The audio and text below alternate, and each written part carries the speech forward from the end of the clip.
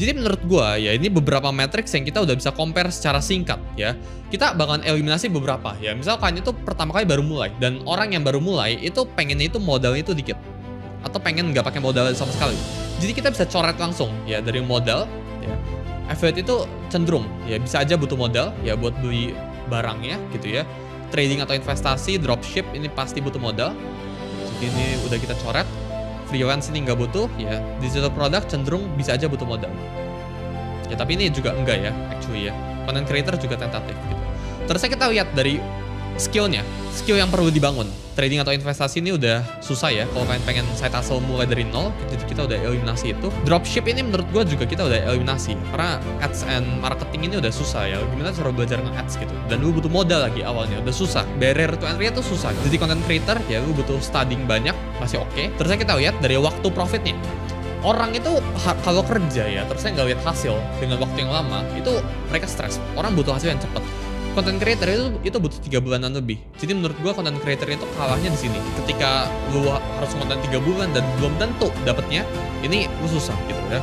Berbeda dengan beberapa matrix lainnya. Misalnya kita ngomong freelance atau jasa, ya ini bisa cepat, digital product bisa cepat, clipping itu juga bisa cepat kalau lu langsung sama platformnya gitu ya. Jadi menurut gua clipping ini menang sih. Gitu ya. Ini juga menang. Ya lu cuma butuh views, ya lu nggak butuh modal, cuma bisa ngedit. Ini udah menang si clipping. Ceilingnya, nah ini affiliate ini yang paling tinggi ya, trading sama investing ya kita udah coret dari equationnya.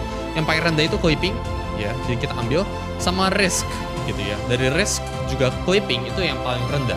Jadi ketika lu udah bisa breakdown ya dari ini semua ya, industri ini semua, bahkan gue nggak pick industri yang konvensional ya. Kalau lu bikin restoran dan sebagainya itu beda lagi. Ini kita udah perhitungan semua yang sifatnya itu digital internet money ya, semua yang kalian itu hasil uang secara digital. Menurut gue yang worth doing itu either lu buat digital product atau lu nge-freelance atau lu jadi clipper.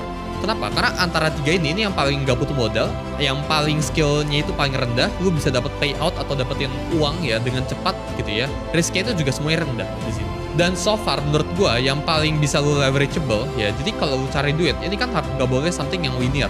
Kalau lu cari duit something yang linear sebelah sini, ini misal lu freelance ya, lu butuh nuker waktu lu kan.